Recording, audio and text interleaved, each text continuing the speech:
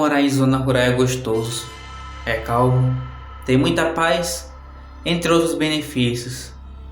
Mas se durante um dia é um paraíso, à noite pode se tornar um inferno.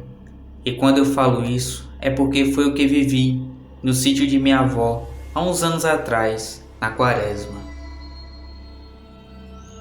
Eu jamais poderia imaginar que um período sagrado como a Quaresma pudesse trazer coisas do mal, e sempre quando a noite cai. Era de costume passar uns tempos com meus avós no sítio deles no interior de Minas Gerais. E quando se juntava eu e meus primos, a festa era grande. Pensa numa garotada que pintava o set lá. Só entrava para almoçar, jantar e dormir. Quando o galo cantava, nós pulávamos das redes e saímos no quintal para brincar. Mas o tempo foi passando, a gente crescendo e se afastando, mas eu sempre ia lá quando podia. Agora, o tempo já não era mais o mesmo, a idade mais avançada de minha avó, que já morava sozinha, pois meu avô já havia partido, lhe deixava indisposta a fazer simples tarefas, e minha mãe, preocupada com a situação dela, ainda quis trazê-la para mais perto de nós. Mas minha avó não queria, e eu resolvi passar um tempo com ela, e foi no tempo da Quaresma.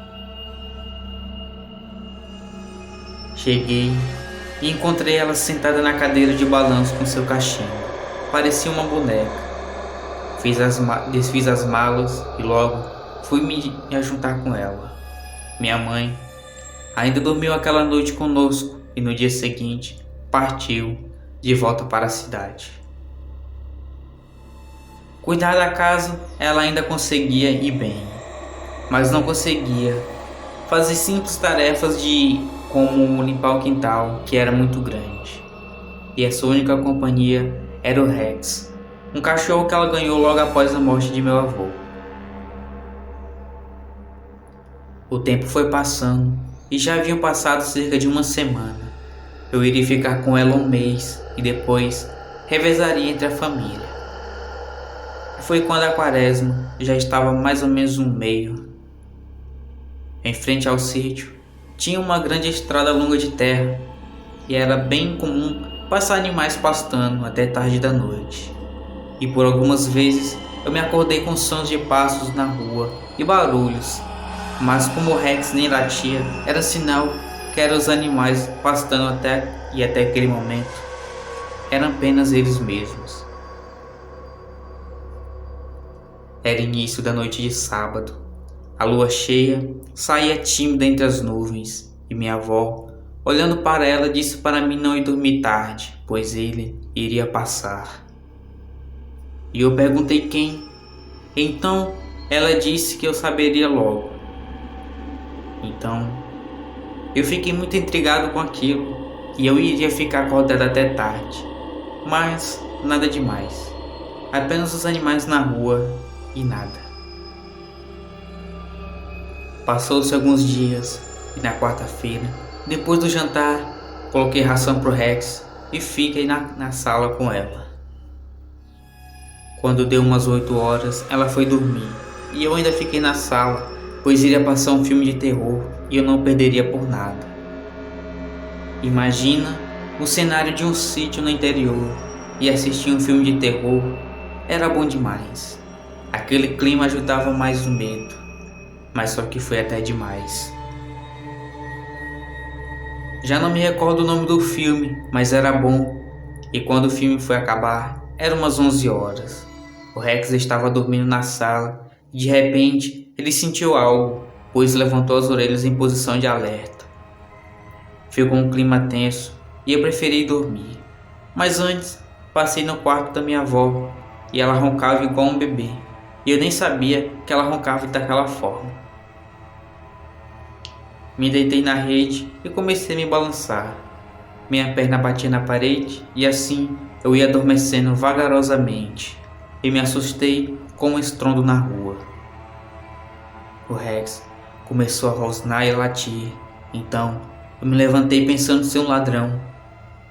No meio do nada, Não se pode duvidar de qualquer barulho, não é mesmo? Quando eu cheguei no corredor, percebi um vulto passando perto da janela em direção à porta da sala. Fui bem devagar, perto da parede, e escutei um gemido meio estranho. O Rex, rosnando, queria avançar, mas ele se mantinha em posição de defesa. Tinha algo ou algum animal fuçando a porta, e seja lá o que fosse, aquilo tinha um focinho. Quando eu ia pegar uma faca, minha avó pegou no meu braço e me levou para o quarto. De lá, ela me mostrou pela janela algo que, sinceramente, não queria acreditar que é daquela forma. Era um bicho com pelos falhados, meios marrons claros, braços longos e pernas tortas e finas. Não tanto. Orelhas grandes que ora ficavam em pé e ora soltas que cobriam o rosto da tal criatura.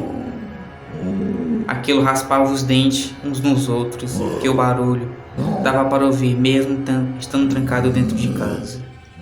E minha avó, com uma calma tão inacreditável, disse para mim: "Meu filho, esse aí é o lobisomem que sempre passa por aqui."